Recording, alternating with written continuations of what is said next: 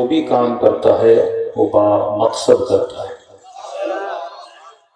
حیوان صرف لذت لینے کے لیے کام کرتا ہے، حیوان صرف لالچ کے لیے کام کرتا ہے، لیکن انسان جو بھی کام کرتا ہے ایک مقصد لے کر، ایک ہدف لے کر کام کرتا ہے۔ تبھی آپ کے مولا کی یہ جملہ مشہور ہے کہ اے خدا، علی نے نہ جنت کی لالچ میں تیری عبادت کی ہے، نہ جہنم کے ڈر سے تیری عبادت کی ہے، کیونکہ ڈر کے زور پر، ڈنڈے کے زور پر آپ جسے چاہو اپنا غلام بنا۔ لوگ دو طریقے سے غلام بنتے ہیں، یا پیسہ دے کر غلام بناؤ، یا ڈنڈے کے زور پر، بوٹ کے زور پر بندے کو اپنا غلام بناؤ۔ ووٹ دو طریقوں سے خریدا جاتا ہے۔ تازہ الیکشن ہوئے ہیں، دو طرح سے لوگ بکتے ہیں، یا پیسے کے ذریعے سے غریب کو خریدا جاتا ہے۔ اگر سمجھ گئے کہ بھائی یہ پیسے سے بھی نہیں خرید نہیں سکتے تو پھر پولیس کا ڈر، ڈنڈے کا خوف، دو طریقوں سے بندوں کو خریدا جاتا ہے۔ مولا فرماتے ہیں علی والا ان دونوں طریقوں سے خود کو نہیں بیچتا۔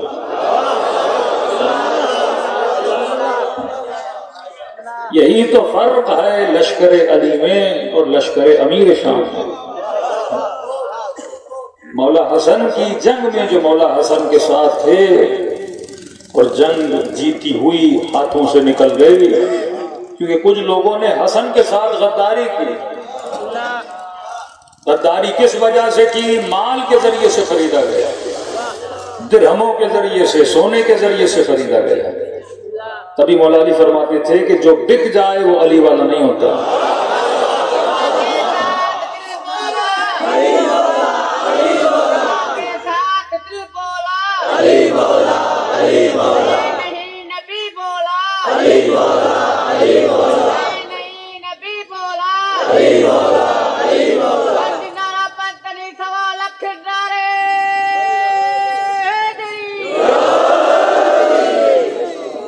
بڑا آسان ہے علی کا نعرہ لگانا، بڑا آسان ہے مولا کا نعرہ لگانا، لیکن علی کی طرح ثابت قدم رہنا بڑا مشکل ہے۔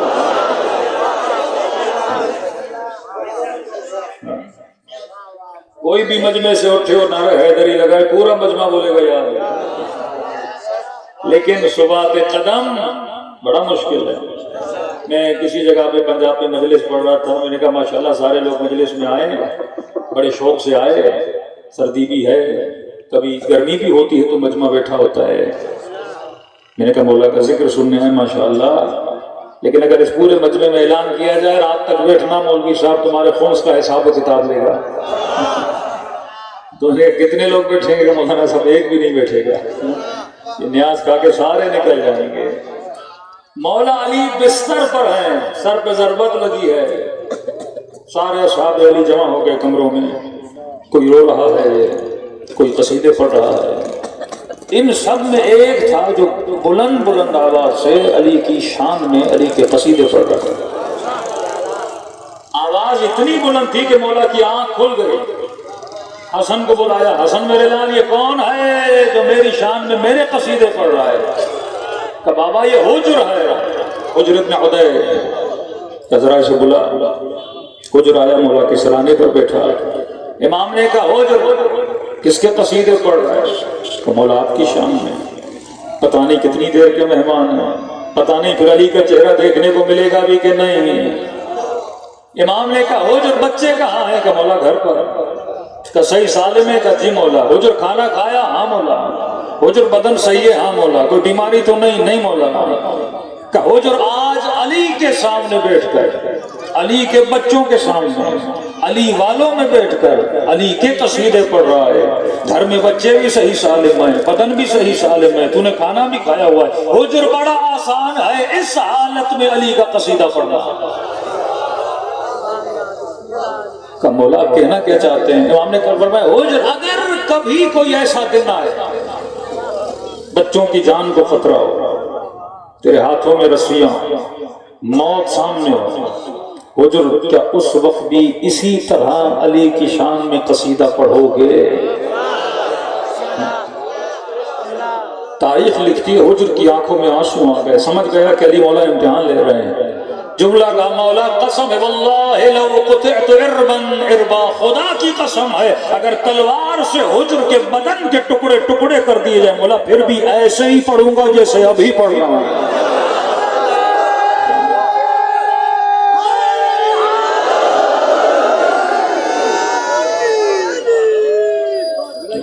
ثابت قدمی، یہ نہیں کہ علی کے سامنے تو علی کے قصیدے پڑھے، حجر جب علی نہ رہے گا فاصلہ آ جائے گا۔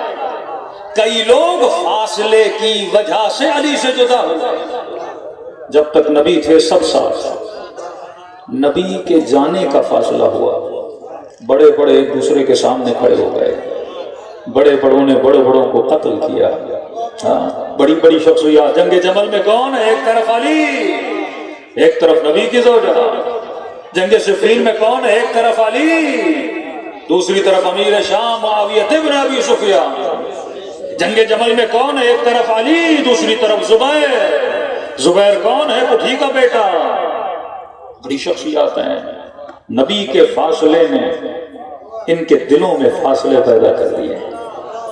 کہ حجر ایسے تو نہیں کہیں علی چلا جائے تیری دل میں علی کی ولایت کا فاصلہ پیدا ہو جائے گا۔ فرمایا مولا نہیں، مولا نہیں، سجی دنیا خالی ہے، ایک عالم گادی دا علی ہے، بھی سجی دنیا خالی ہے، اسا پیتی مولا علی دی ولادی پیالی ہے، مولا غازی جگتا والی ہے، مولا غازی جگتا والی ہے، پر اے شوکت فقیر خالی ہے، اے شوکت فقیر خالی ہے، علی دے منکر کو چپ کرے نہ تا سارے ہاتھ وچ لکنا علی ہے۔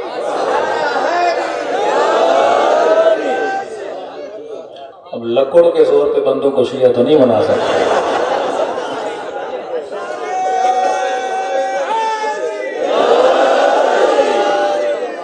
فرمایا حجر جب بھوک ہوگی، جب پیاس ہوگی، کہ مولا خدا کی قسم ہے اگر جسم کے ٹکڑے ٹکڑے کر دیے جائیں پھر بھی آپ کی شان میں ایسے ہی پڑھوں گا جیسے آج ابھی پڑھ رہا ہوں۔ امام نے فرمایا بارک اللہ فیک حجر، جو تو نے کہا تو نے سچ کہا۔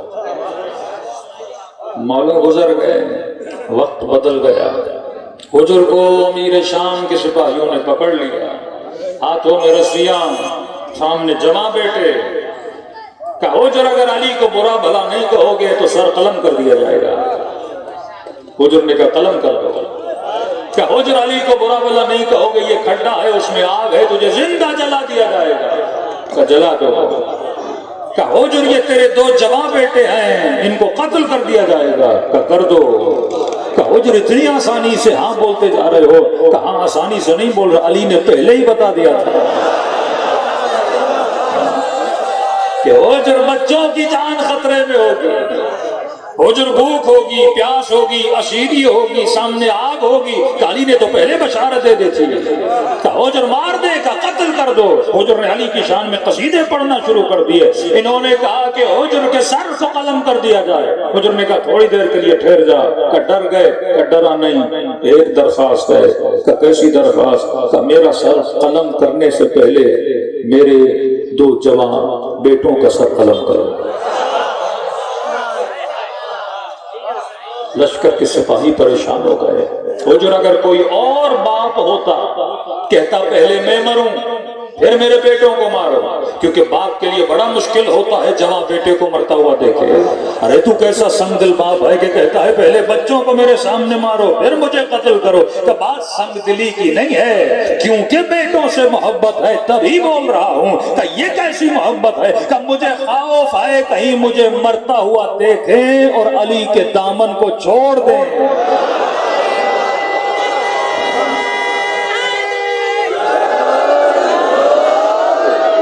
میری خواہش ہے میری نظروں کے سامنے پہلے انہیں جنت کی طرف روانہ کرو، بعد میں خود جنت کی طرف جانا چاہتا ہوں۔ تو علی والا نہ خوف کی وجہ سے نہ لالچ میں آتا ہے۔ تو جنہوں نے ووٹ دیا خوف میں یا لالچ میں، وہ سمجھ لیں ابھی تک ولایت کمزور ہے۔ مولا فرماتے آئے خدا علی نے تجھے جنت کی لالچ میں سجدہ نہیں کیا، علی نے جہنم کے ڈر کی وجہ سے تجھے سجدہ نہیں کیا، علی نے تجھے سجدہ اس لیے کیا کیونکہ علی نے تجھے لائق سجدہ پایا۔ مطلب جو بھی کام کرو لیاقت کی وجہ سے، ڈر کی وجہ سے نہیں، خوف کی وجہ سے نہیں۔ اب اصول دیا امیر المومنین نے، اصول دیا اہل بیت نے۔ آج دو چیزیں بتاؤں گا اور زحمت کو تمام کروں گا۔ مجلس تب بنتی ہے جب آپ کی فکر بلند ہو۔ اگر مجلس میں فکر کا ارتقا نہ ہو، فکر ترقی نہ کرے تو فائدہ نہیں۔ گھر میں مرغا بھی رکھتے ہو 1 سال کے بعد ترقی کر جاتا ہے، بھینس بھی بیچاری ڈیلی 7 کلو 8 کلو دودھ دے دیتی ہے، ہم کیا دے رہے ہیں؟ انسان کا بھی تو کوئی فائدہ ہونا چاہیے نا، کھائے پیے اور وہی کام کرے جو حیوان کرتے ہیں، تو پھر انسان کے انسان ہونے کا فائدہ کیا؟ خدا ہمیں مرغا بنا دیتا۔ کسی کو تو کوئی فائدہ دیتے، بکری گوشت کا فائدہ دیتی ہے، مرغی انڈا دے کے فائدہ دیتی ہے، بھینس دودھ دے کے فائدہ دیتی ہے۔ انسان اس کائنات میں کائنات کو کون سا فائدہ دینے کے لیے آیا ہے؟ انسان اپنی فکر کو بلند کرنے کے لیے آیا ہے، کیونکہ تیری فکر بلند ہے تبھی پوری کائنات کو اس رب نے تیرا غلام بنایا ہے۔ فرمایا سخر لکم ما فی السماوات و ما فی الارض، یہ چاند، یہ سورج، یہ چرند و پرند، یہ قندیل شمس و قمر، یہ سب میں نے تیری خدمت کے لیے خلق کیے ہیں۔ یہ سورج تیرا خادم ہے، یہ چاند تیرا خادم ہے، یہ زمینیں تیری خدمت کے لیے بنی، یہ حیوانات تیری خدمت کے لیے بنے۔ ارے سینکڑوں مرغیاں کٹ جاتی ہیں انسان کے لیے نا، سینکڑوں بکرے کٹتے ہیں انسان کے لیے نا، کیا اسے درد نہیں ہوتا؟ کیا اسے تکلیف نہیں ہوتی؟ کہ مولا بکرے کے گلے پر جب چھری چلتی ہے تکلیف ہوتی ہے کہ نہیں ہوتی؟ مولا فرماتے ہیں ہوتی ہے، پر وہ کٹ کے اپنی خلقت کے مقصد کو پورا کر کے جاتا ہے۔ اے خدا تو نے ایسی جب اللہ اکبر پڑھ کے مرغی پہ چھری چلاتے ہو، اپنی خلقت کے مقصد کو پورا کرتی ہے کہ میں آئی ہی اسی لیے تھی تاکہ کسی انسان کے پیٹ کو فائدہ دے سکوں۔ بکرا کہتا ہے میں تو آیا ہی اسی لیے تھا تاکہ انسان کو فائدہ دے سکوں، لیکن انسان جب تیرے بدن سے روح نکلے گی تو تجھے بھی تو کہنا چاہیے خدا جا رہا ہوں، خلقت کے مقصد کو پورا کر کے جا رہا ہوں۔ حسین بن علی کربلا کے میدان میں نگاہوں کو بلند کر کے کیا اللہ کو جواب دیتے ہیں؟ پروردگارا رضا برضا و تسلیما لامر لا معبود سواک، اے خدا حسین تیری رضا پہ راضی ہے نا؟ اللہ نے بھی جواب دیا اے حسین تیرا رب بھی تجھ سے راضی ہے، تو نے دنیا میں آنے کے مقصد کو پورا کر دیا نا۔ حسین کربلا گئے، اپنے آنے کے مقصد کو پورا کیا، مولا علی نے اپنے آنے کے مقصد کو پورا، سلمان فارسی نے کائنات میں آنے کے مقصد کو پورا کیا۔ اے انسان تو کائنات میں آیا اپنے مقصد کو پورا کرنے کے لیے۔ امام فرماتے ہیں جو بھی کرو لائق سمجھ کے کرو۔ 2 لفظ انگلش کے ہیں، یاد کر لیجئے، ایک ہے سلیکشن، ایک ہے ریلیشن۔ سلیکشن یعنی چناؤ، ریلیشن یعنی تعلق۔ کئی لوگ کہتے ہیں نا پاکستان میں الیکشن نہیں ہوتا سلیکشن ہوتا ہے، اتنے تو سیاسی ہیں نا آپ لوگ، مطلب یہاں الیکشن نہیں ہوتا، بندے نہیں چنتے، سلیکشن ہوتا ہے۔ عجیب قوم ہے، جب خود الیکشن کرائے تو سلیکشن سے بندے چنے، اور ہم کہیں کہ علی کی سلیکشن خدا کرے تو مانتے ہی نہیں ہیں۔ نبی کے بعد الیکشن کے قائل ہیں اور اپنی حکومتوں میں سلیکشن کے قائل ہیں، تو ہم بھی کہتے ہیں کہ نبی کے بعد الیکشن نہیں ہوتا، نبی کے بعد خدا کا سلیکشن ہوتا ہے۔ یہ حق اللہ کا ہے، وہ کسے چنے۔ عوام میں اتنی عقل نہیں ہے، ہمارے جو اوپر کے طبقے کے لوگ ہیں نا وہ کہتے ہیں کہ پاکستان میں الیکشن کا فائدہ نہیں ہے کیونکہ عوام میں اتنا شعور نہیں ہے۔ کوئی دیہاتی بندہ، کوئی بیچارہ کسان بندہ، اسے کیا پتا حاکم کسے بنانا ہے؟ اسے تو 2000 تو ووٹ بیچ دیتا ہے، اسے ایک موٹر سائیکل تو ووٹ بیچ دیتا ہے۔ تو کہتے ہیں اسی لیے ہم کرتے ہیں سلیکٹ، کیونکہ لوگوں کو نہیں پتا حاکم کون بننا چاہیے۔ ہم ہیں پڑھے لکھے، ہمیں پتا ہے کہ حاکم کسے بنانا چاہیے، تو ہم بھی یہی کہتے ہیں نبی کے بعد لوگوں کو کیا پتا امام کون بنے۔ نہ لوگوں میں اتنی سمجھ ہے، نہ لوگوں میں اتنی عقل ہے سب سے بڑا عاقل خدا ہے. یہ حق خدا کا ہے کہ نبی کے بعد منبر پر کون آئے گا. تبھی کہا کہ انا مدینۃ العلم علی بابا میں شہر علم ہوں. علی اس کا کیا ہے؟ دروازہ. دو لفظ یاد رکھیے. سلیکشن کو سمجھ گئے؟ چنا ہوا. الیکشن کا مطلب لوگ چنے. ایک تو اسلام میں تصور ڈیموکریسی الیکشن نہیں ہے، یاد رکھیے. جمہوریت کا مطلب کیا ہے؟ جمہوریت مطلب اس گاؤں میں کوئی بندہ ایم پی اے کے الیکشن کے لیے کھڑا ہو جائے. دو بندے کھڑے ہو جائیں، ایک ہو پڑھا لکھا عالم نمازی، دوسرا ہو مثلا کوئی شرابی کوئی زانی. جیتے گا کون؟ جسے ووٹ زیادہ ملے. ایسا ہے کہ نہیں؟ اب ایک شرابی اور زانی کو 100 چرسیوں نے ووٹ دیا، ٹھیک ہے، اور ایک عالم کو 20 نمازیوں نے ووٹ دیا. جیتے گا کون؟ چرسی والا. یہ ہے جمہوریت. جمہوریت میں ایک عالم کا ووٹ اور جاہل کا ووٹ برابر ہوتا ہے. ایک ایم اے پاس بی اے پاس بندہ کسی کو ووٹ دے اور ایک بھنگی چرسی بھی کسی کو، دونوں ووٹ کیا ہیں؟ برابر ہیں. اس لیے شیعہ عدالت کا قائل ہے. ہم کہتے ہیں ووٹ برابر نہیں ہوتا، بندے کے وجود کو دیکھا جاتا ہے. چننے والا کون ہے؟ کہ قیامت میں خدا یہ نہیں دیکھے گا یہ بندہ کون ہے. قیامت میں خدا تیری سلیکشن کو دیکھے گا، تیرے ریلیشن کو دیکھے گا. قیامت میں سوال یہ نہیں ہوگا کہ تم نے امام کسے مانا. اللہ دیکھے گا تیرا معیار کیا ہے. کسی نے مثلا معاویہ کو اپنا امام مانا، کسی نے علی کو امام مانا. اللہ یہ نہیں کہے گا تم نے علی کو کیوں مانا، تم نے امیر شام کو کیوں مانا. یہ تو مسئلہ ہے نہیں قیامت کے دن. اللہ تیرا معیار دیکھے گا کہ تو نے کسے مانا ہے، اور پوچھے گا تو نے اسے کیوں مانا. ایک بت پرست خدا کے سامنے جائے گا اور ایک مسلمان اللہ کے سامنے جائے گا. اللہ یہ نہیں کہے گا تم نے بت کو سجدہ کیوں کیا. اللہ مسلمان سے بھی کہے گا تو نے مجھے سجدہ کیوں کیا. بت پرست سے بھی کہے گا تو نے بت کو سجدہ کیوں کیا.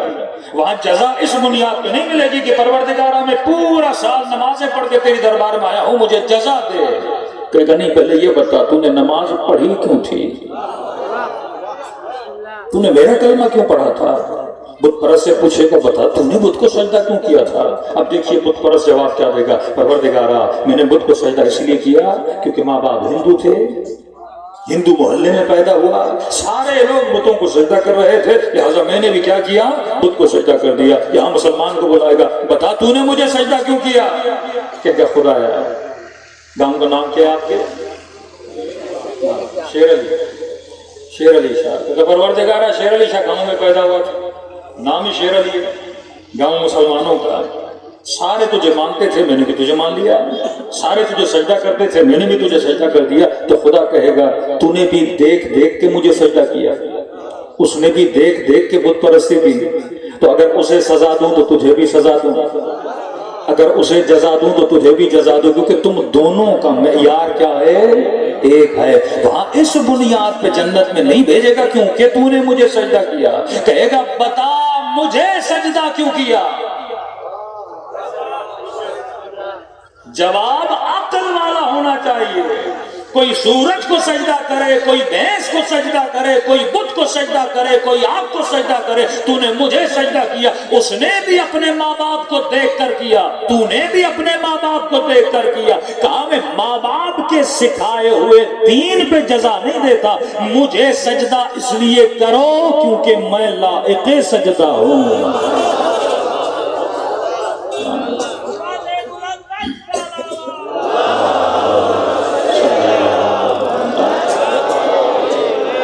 تو نے تحقیق کی کہ آپ کو سجدہ کیوں نہیں. ابراہیم سے پوچھے گا ابراہیم کسے سجدہ کرتے ہو. کہا میں نے سوچا سورج کو سجدہ کروں. پھر کہا سورج خدا کیسا ہے جو شام کو ڈوب جاتا ہے. پھر سوچا چاند کو سجدہ کروں کا رات کو ہے اور دن کو نہیں ہے. پھر کہ ستاروں کو کہوں کہ رات کو چمکتے ہیں دن کو نظر ہی نہیں آتے. کہ یہ کیسا خدا ہے جو رات کو ہے دن کو نہیں ہے، دن کو ہے رات کو نہیں ہے. میرا خدا تو وہ ہے جو ہمیشہ ہر جگہ موجود رہتا ہے. لائق سجدہ سمجھ کے مجھے سجدہ کرو نا. آج یہی شیعہ سنی کا مسئلہ کیا ہے.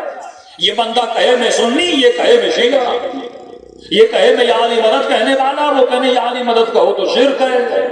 کیونکہ سوچتے نہیں ہیں. مفتی مولوی نے کہا علم کے نیچے سے گزرو گے نکاح باطل، اور گزرا باطل بھی کر دیا بیچارے نے۔ پھر اس مولوی نے کہا توبہ کرو، پھر دوبارہ اس کا نکاح پڑھوا دیا، اب پتہ نہیں حلالہ کیا کہ نہیں۔ یہ مصیبت، یہ نقمت، یہ بدبختی زندگی میں کیوں آتی ہے؟ کیونکہ بندہ جب عقل کے دامن کو چھوڑ لیتا ہے۔ آج جوان سے پوچھو یار یہ مدد کیوں کہتے ہو؟ کہتے ہیں مولانا کیونکہ سارے کہہ رہے، جس سے ملو ملتا ہے، یا علی مدد کہہ کے ملتا ہے۔ بھائی کیوں کہہ رہا ہے کہ ماں باپ کہتے تھے؟ علی کو کیوں مانا؟ کہ علی والے لوگوں کے بیچ میں پیدا ہوا، سب علی علی کر رہے تھے، میں نے بھی علی علی کرنا شروع کر دیا۔ پھر تجھ میں اور بکریوں میں کوئی فرق نہیں ہے۔ علی کو مانو کیونکہ علی لائق ہے ماننے کے۔ بڑا آسان ہے، پوری دنیا اگر زور لگائیں علی کو چھوڑ دو، سارے انسان ہیں نا، بولو ٹھیک ہے علی کو چھوڑنے کے لیے تیار ہوں، لیکن اگر علی کو چھوڑا ہے کسے مانو؟ کسے مانو؟ اگر علی کو چھڑوا رہے ہو تو پھر کوئی ایسا لاؤ یا علی جیسا ہو یا علی سے بہتر ہو۔ صرف یہ مسلمانوں کو بول دی واللہ علی کی جگہ وہ کسی کو نہ بٹھا سکتے ہیں نہ لا سکتے ہیں۔ آپ کے امام کا معیار خدا نے وہ دیا کہ پورے مکے میں علی سے بہتر تجھے نہیں ملے گا، علم کے اعتبار سے، علم کے اعتبار سے علی سے کوئی بہتر نہیں، حلم کے اعتبار سے علی سے کوئی بہتر نہیں، شجاعت کے میدان میں علی سے کوئی بہتر نہیں، میدان جنگ میں علی سے بہتر کوئی نہیں۔ اقل الناس علی ابن ابی طالب ہے، حسب کے اعتبار سے، نسب کے اعتبار سے۔ اس سے اور فضیلت خدا بڑی کیا دیتے؟ جس مہینے میں شہادت ہوئی وہ مہینہ سارے مہینوں سے افضل،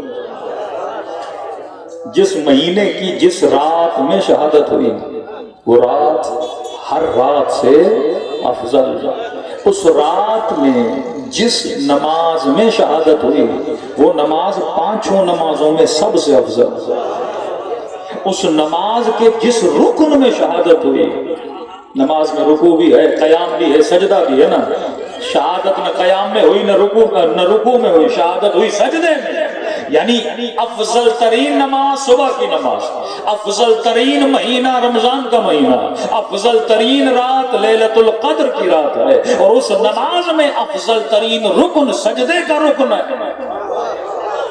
اس رکن میں علی کو ضربت لگی ہے نا۔ یہ خدا کیا پیغام دے رہا ہے کہ ولادت ہوئی تو اللہ کے گھر میں، شہادت ہوئی تو اللہ کے گھر میں، تو تیری سلیکشن کی بنیاد پہ خدا تجھے جنت دے گا، سلیکشن کی بنیاد پہ خدا جہنم دیتا ہے۔ دنیا میں کوئی آیا کسی نے شیطان کو چنا، اللہ کہے گا تو نے جسے چنا ہے تیری وہ قیمت ہے۔ ایک بندہ پتھر کو چنتا ہے وہ قیمت، ایک بندہ ہیرے کو چنتا ہے وہ قیمت۔ فرما نیک مردوں کے لیے نیک عورتیں، نیک عورتوں کے لیے نیک مرد، خبیث مردوں کے لیے خبیث عورتیں، طیب مردوں کے لیے طیب عورتیں۔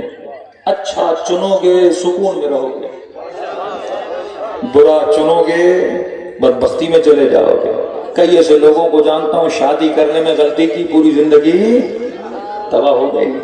اچھا چناؤ، بندہ ڈرائیور بھی برا رکھے سکون تباہ ہو جاتا ہے، نوکر بھی برا رکھے سکون تباہ ہو جاتا ہے، تو سوچو اگر امام اچھا نہیں چنو گے تو تیری آخرت تباہ ہو جائے گا۔ تیرا چناؤ بتاتا ہے نا، سلیکشن، اگر اچھی سلیکشن، زندگی کے ہر لمحے میں تیری سلیکشن اچھی ہونی چاہیے۔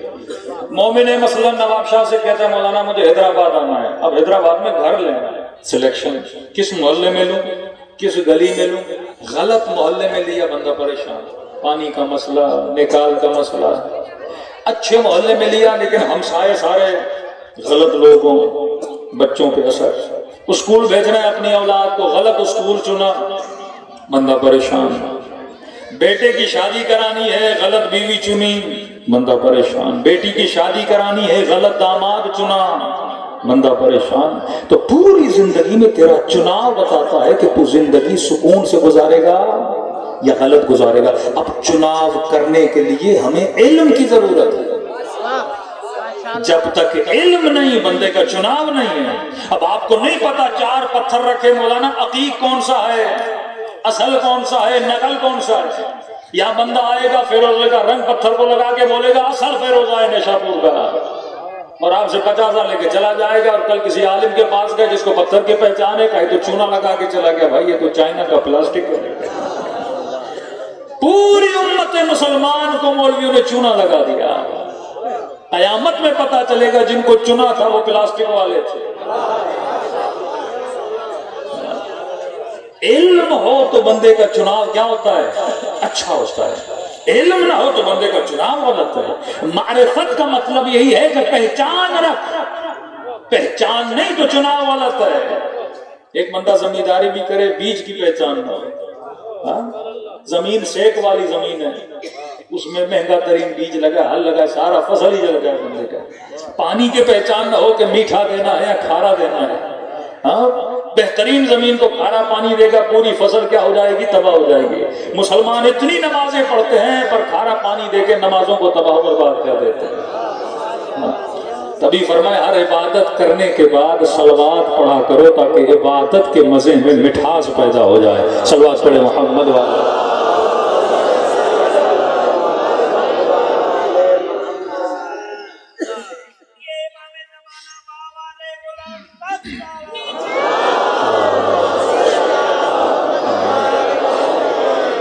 بس مختصر مولا کے ذاکر تشریف لا چکے ہیں۔ فرمایا تمہاری سلیکشن بتائے گی تیرا معیار کیا ہے۔ اگر سلیکشن غلط ہے بندہ پوری زندگی میں غلطیاں کرتا جاتا ہے۔ یہ چھوٹی چھوٹی مثالیں دے رہا ہوں تاکہ آپ کو اہمیت کا پتہ چلے۔ غلط پانی کا انتخاب زمین تباہ، غلط بیج کا انتخاب فصل تباہ، غلط بیوی کا انتخاب سکون تباہ، تربیت میں بچے کو غلط جگہ پہ بھیجا اولاد تباہ۔ تو اب سوچو، تبھی فرمایا کہ قیامت کے دن ہر بندے کو اس کے امام کے ساتھ اٹھایا جائے گا۔ تیرا انتخاب بتاتا ہے کہ تو اس میدان میں کامیاب ہے یا ناکام ہے۔ تبھی مولا فرماتا ہے مومن احتیاط کرنا، کبھی غلط بندے کو اپنا دوست نہ بنانا۔ آج یہ بہت بڑا المیہ ہے، اچھے اچھے لوگ بری بری دوستیوں میں تباہ و برباد ہو گئے۔ ٹھیک ٹھاک بندہ تھا، غلط عشق میں پڑ گیا، غلط دوستی میں پڑ گیا، غلط عادت میں پڑ گیا، جوانی تباہ ہو گئی۔ ہیرا شناس بنو، پتھر شناس بنو، آدم شناس بنو، انسان شناس بنو۔ یہ شناسائی کون دیتے ہیں؟ اہل بیت علیہ السلام۔ امام کا کام کیا ہے؟ آج تک علماء پریشان ہے کہ جب زہیر مولا حسین کے خیمے میں گیا، ایسا کیا کہا امام حسین نے کہ وہ زہیر جو پورے راستے خیمہ حسین ابن علی کے خیمے سے دور لگا رہا تھا، اور جب مولا حسین سے مل کے آیا سب کچھ چھوڑ کے کربلا مولا حسین کی طرف روانہ ہو گیا۔ تو مثال دینے کے لیے آپ کو سمجھا رہا ہوں، کہتے ہیں امام کا کام امتی کے لیے کیا ہے؟ سردی کا موسم ہے، آپ گاڑی چلا رہے ہو، اچانک آپ کی گاڑی کے شیشے پہ دھواں جمع ہو جاتا ہے، دھند جمع ہو جاتی ہے۔ آپ کی گاڑی میں وائپر ہے، آپ پانی لگاتے ہو، وائپر سے شیشے کو صاف کرتے ہو، شیشہ صاف ہوتا ہے، آپ کو راستہ نظر آتا ہے۔ کہتا ہے زمانے کے وجود کے اندر جتنا دھند ہے، کوہیر ہے، وہ انسان کے دل پہ بیٹھ جاتا ہے۔ کیونکہ دل پہ وہ دھند بیٹھ گیا، بندے کو حقیقت کا راستہ نظر نہیں آتا۔ امام کا کام یہ ہے یہ تیرے دل کے آئینے کو اپنے ہاتھ سے صاف کر دے۔ جیسے صاف ہو جائے گا بندے کو حقیقت کا راستہ نظر آنے لگے گا۔ زہیر جب مولا حسین کے پاس گئے تو زہیر کے دل پر دھواں چڑھا ہوا تھا، اسے سمجھ نہیں آ رہا تھا حق کیا ہے باطل کیا ہے۔ حسین ابن علی نے اس کے دل کو کیا کر دیا؟ صاف کر دیا۔ اب اسے حقیقت کا راستہ نظر آنے لگا۔ تبھی کہا تیری سلیکشن کی بنیاد پہ تجھے جنت ملتی ہے، جہنم ملتی ہے۔ دوسرا جملہ ہے ریلیشن، تیرے تعلقات کس کے ساتھ؟ کبھی غلط بندوں سے تعلقات نہ بنایا کر۔ یہ مت کہو کہ مولانا فلاں زانی ہے، فلاں شرابی ہے، فلاں نشائی ہے، 1 گھنٹہ بیٹھ گیا تو کیا ہوا؟ بعض مومنوں میں تو اتنا کانفیڈنس ہوتا ہے، مولانا میں تو اسے سدھارنے گیا تھا، پتا چلا سدھارنے کے بجائے خود ہی بگڑ کے آ گیا۔ اگر تیرے اندر حضرت ابراہیم والا جذبہ ہے تو جاؤ کسی کو سدھارو۔ لیکن اگر وہ طاقت ابراہیمی نہیں ہے، اتنے کمزور ہو کہ اگلا بندہ تجھے کمزور کر دے، تو مولا فرماتے خبردار، کسی شرابی کے ساتھ بیٹھ کر، کسی زانی کے ساتھ بیٹھ کر ایک ٹیبل پر کھانا کھانا بھی مکروہ ہے۔ ایک بندے کو گالی کی عادت نہیں، 4 دن کسی گالن گلوچ والے بندے کے ساتھ گھومے، آٹومیٹیکلی خود بھی دینا شروع ہو جاتا ہے کہ السلوان منا اہل البیت، سید نہیں، بنو ہاشم نہیں۔ کسی نے پوچھا مولا سے، مولا یہ منا اہل البیت، نہ سید نہ بنو ہاشم، کہاں سید نہیں بنو ہاشم نہیں، لیکن ہم اہل بیت میں سے ہے۔ کہ مولا وہ کیسے؟ کہ جب جب تو سلمان کو دیکھے گا بیٹھے گا، تب تب تجھے علی کی یاد آئے گی۔ کیوں سلمان ایسا بنا؟ کوئلہ آگ کے ساتھ چلا جائے، آگ کا رنگ پکڑنا شروع کر دیتا ہے۔ کہ معرفت اہل بیت کے قریب آؤ، نور میں جاؤ گے نورانی بنو گے، ظلمت میں جاؤ گے ظلمانی بنو گے۔ مجلس حسین دلوں کو نورانی بناتی ہے، مجلس حسین راہ حق کی پہچان کرواتی ہے۔ تو فرمایا مقصد خلقت یہی ہے کہ تو اسے چنے جو تیرے لائق ہے، اس کے ساتھ رشتہ بنا جو تیرے لائق ہے۔ آج سب سے بڑی غلطی جو معاشرہ کرتا ہے، رشتوں کے چناؤ میں غلطی۔ 2 لفظ یاد رکھیے، نہ لالچ کی وجہ سے نہ ڈر کی وجہ سے۔ اگر لالچ کی وجہ سے کسی کو چنو گے تباہ ہو جاؤ گے قاضی شریف کی طرح، اگر ڈر کی وجہ سے رک جاؤ گے تباہ ہو جاؤ گے کوفے والوں کی طرح۔ معیار علی والا ہونا چاہیے۔ اے خدا، علی نے نہ لالچ میں تیری عبادت کی ہے نہ ڈر کی وجہ سے تیری عبادت کی ہے۔ اگر تو حق ہے، علی نے تبھی تیری عبادت کی ہے۔ ان لوگوں نے علی کو چھوڑ دیا جن کے وجود میں ڈر تھا، جن کے وجود میں لالچ تھی، اور وہ لوگ حجر ابن عدی کی طرح ہمیشہ علی کے ساتھ رہے۔ میں سمجھتا مار کی طرح علی کے ساتھ رہے، بدن کٹتا رہا، پر کبھی اپنے وجود کو وجود علی سے جدا نہیں کیا۔ آج آپ کربلا جاتے ہو، کتنا مقام ہے جناب حر کا۔ آیت اللہ العظمہ محسن الحکیم جب جناب حر کی قبر پہ گئے، کہنے لگے حر تو سید نہیں میں سید ہوں، حر تو مجتہد نہیں میں مجتہد ہوں، اور اتنے میرے مرید ہیں میرے فتوے پہ عمل کرنے والے، لیکن دیکھ حر تیرا مقام کتنا بلند کہ میں مجتہد میں سید، تیری قبر پہ تیری زیارت کرنے آیا۔ آخر میں خود کہتے ہیں حر پتہ ہے کیوں؟ کیونکہ تیرے ماتھے پہ حسین نے رومال باندھا تھا۔ 5 منٹ کے لیے سوچئے، حر اپنی سلیکشن میں غلطی کرتا۔ آج حر پہ رحمت نہیں ہوتی، پورا مجمع تبرہ کر رہا ہوتا، جس طرح ابن سعد پہ کیا جا رہا ہے۔ حر کا انتخاب اچھا تھا نا، تا قیامت جب تک عزادار زندہ رہے گا تب تک حر کی شان کو بلند کرتا رہے گا۔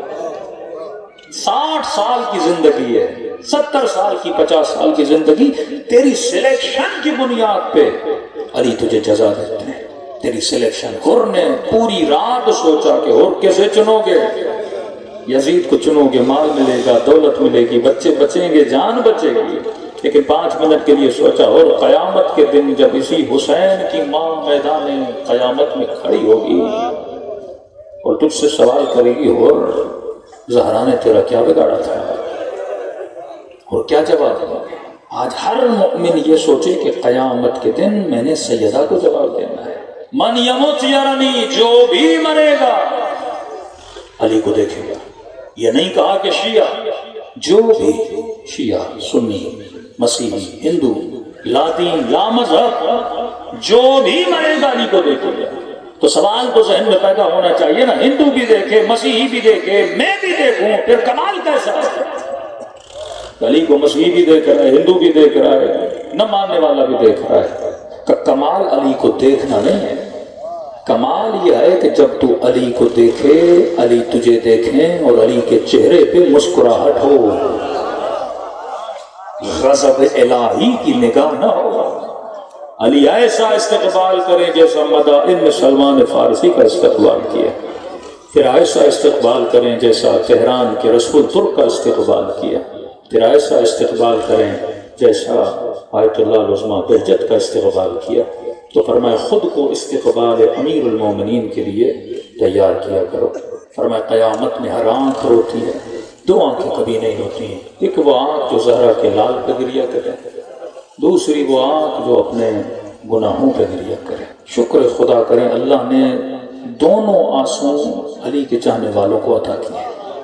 رونا بڑا مشکل ہوتا ہے لیکن ایسی حرارت رکھی ہے خدا نے ذکر حسین میں کہ بندہ نام حسین سنتا ہے دل نرم پڑ جاتا ہے۔ کسی عزادار نے مجھے کہا کہ مولانا آپ نے کسی مجلس میں کہا تھا، میں نے کل بھی نواب شاہ میں پڑھا کہ قبولیت زیارت امام حسین کی نشانی یہ ہے کہ بندے کا دل ٹوٹے اور نہ چاہتے ہوئے آنکھوں سے آنسو نکل رہے۔ کہا مولانا میں کربلا گیا پہلی مرتبہ اور سنا ہوا تھا کہ آپ اس میں دخول پڑھتے ہیں، نگاہ مولا کی زری پہ پڑتی ہے، تو علماء فرماتے ہیں اگر ایک مرتبہ آپ ارادہ کرتے ہیں رونے کا، کوشش کرتے ہیں نا بندہ، آنسو نہیں آ رہے ہوتے، ایک مرتبہ نہیں، ارادے کی ضرورت نہیں ہوتی، دل ٹوٹتا ہے اور ایک چشمے کی طرح آنکھیں پھوٹ پھوٹ کے روتی ہیں۔ کہتا ہے میں اس انتظار میں تھا کہ میرے اوپر وہ کیفیت کب طاری ہوتی ہے۔ کہتا ہے حسین کے روزے پہ نگاہ پڑی، پہلی مرتبہ کربلا گیا، خوشی ہوئی پر وہ گریہ نہیں ہوا۔ شب جمعہ تھی، کہتے ہیں آگے بڑھے، غسل زیارت کیا، اس نے دخول پڑھا، مولا کے حرم میں داخل ہوا۔ اب انتظار میں تھا کہ دل کب ٹوٹتا ہے، حسین کب بتائیں گے کہ میں نے تیرا آنا قبول کیا۔ کل کہا نا کہ امام حسین فرماتے ہیں میرے سلام دینے کے بعد جواب اگر میں تجھے دیتا ہوں تو آنسوؤں کی صورت میں دیتا ہوں، اگر تیری آنکھوں سے فوراً آنسو آ جائے تو یہ مت سمجھنا یہ تیرے آنسو ہیں، یہ حسین نے تیرے سلام کا جواب تجھے دیا ہے۔ کہتا ذریعہ مولا حسین کو دیکھا لیکن وہ رونے کی کیفیت میرے اوپر طاری نہیں ہوئی۔ اب دل میں غم تھا کہ امام حسین نے میرا آنا لگتا ہے قبول نہیں کیا۔ کہتے ہیں مولا حسین کی زری کی زیارت کرتے حبیب ابن مظاہر کی زری تک پہنچا، اس زری کو بوسہ دیا، پھر بھی وہ گریہ نہیں آیا۔ اب میں نے کہا حرم سے باہر جاؤں تو کیسے جاؤں جب تک وہ کیفیت نہیں ہے؟ اس کا مطلب حسین نے خوش آمد نہیں کہا مجھے، حسین مولا نے اذن نہیں دیا حرم میں آنے کا۔ لیکن کہتے ہیں مولانا جیسے حبیب کی قبر سے نکلا اور سیدھی طرف ایک جالی لگی ہوئی تھی، اس جالی کے اندر ایک لال رنگ کی بتی جل رہی تھی۔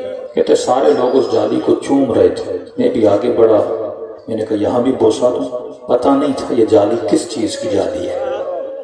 لیکن کہتے جیسے اس جالی پہ ہاتھ رکھا، ماتھا رکھا، کہتے ہیں مولانا دل ایسے ٹوٹا، میں زندگی میں کبھی اتنا رویا نہیں تھا۔ 10 منٹ اس جالی کے سامنے بیٹھ گیا، محسوس یہ ہو رہا تھا اگر 20 منٹ بیٹھا تو میرا دل پھٹ جائے گا۔ کہتا اسی روتی ہوئی کیفیت میں آنکھیں لال، نہ ضبط ہے نہ کنٹرول ہے، آنسو ہے جو رکنے کا نام نہیں ہے۔ کسی خادم سے پوچھا یہ کون سی جگہ ہے؟ حسین کی قبر پہ رونا نہیں آیا، حبیب کی قبر پہ رونا نہیں آیا، گنبد کو دیکھا رونا نہیں آیا، لیکن جیسے جالی حسین نے ہاتھ ڈالے، یہ جالی ہے کیا؟ یہ کیسا مقام ہے؟ سیدھی زمین ہے، لال بتی جل رہی ہے۔ کہ خادم کی آنکھوں میں آنسو آئے، کہا یہ رأس الحسین کا مقام ہے، یہ وہ جگہ ہے جہاں شمر حسین کے سینے کے سوار تھے۔ کہ دور سے دکھایا وہ دیکھو وہ ہے تلہ زینبیہ، تلہ زینبیہ اوپر ہے، رأس الحسین کا مقام مذبح جو ہے وہ نیچے ہے۔ کئیوں نے سوال کیا وہ اوپر کیوں ہے، یہ جگہ نیچے کیوں ہے؟ مختلف روایات ہیں، کچھ کہتے ہیں مولا حسین جان بوجھ کے نچلی جگہ کی طرف گئے تاکہ جب سر کٹے تو بہن یہ منظر نہ دیکھے۔ کچھ کہتے ہیں نہیں زمین مسطح تھی لیکن بی بی زینب جب دیکھنا چاہتی تھی میرا بھائی کس حال میں ہے تو زمین کربلا کو حکم دیا اے زمین اوپر ہو جا تاکہ میں دیکھوں میرا حسین کس حال میں ہے۔ اور جب مولا حسین نے دیکھا کہ بہن دیکھ رہی ہے تو حکم دیا اے زمین نیچے چلی جا، میں نہیں چاہتا کہ بہن بھائی کا سر قلم ہوتے ہوئے دیکھے۔ تبھی امام زمانہ فرماتے ہیں مومن جب بھی میرے ظہور کی دعا کرو خدا کو میری پھپھی زینب کا واسطہ لیا کرو۔ خدا ہر واسطہ رد کر سکتا ہے لیکن یہ واسطہ رد نہیں کر سکتا۔ یہ اہل بیت کی خاندان اہل بیت کی پہلی بہن ہے جس نے بھائی کا سر قلم ہوتے ہوئے دیکھا۔ کبھی حسن کے جنازے سے تیر نکالتی رہی۔ روایات کے جملے 11 محرم کو جب اونٹوں پہ بیوی جا رہی تھی نا تو حسین کا بدن بھی تیروں پر تھا۔ اس وقت کہتے ہیں کہ آواز آئی کہ بہن زینب تو نے حسن کے بدن سے تیر نکالے، کیا حسین تیرا بھائی نہیں؟ کہ اس کے بدن سے تیر نہیں نکالو گی، آواز آئی حسین نکالوں تو کیسے نکالوں، میرے ہاتھوں کو پسے گردن باندھا گیا ہے۔ تبھی میں نے نواب شاہ میں سلام دیا تھا کہ امام زمانہ اس کیفیت میں اپنی پھوپھیوں کو سلام کرتے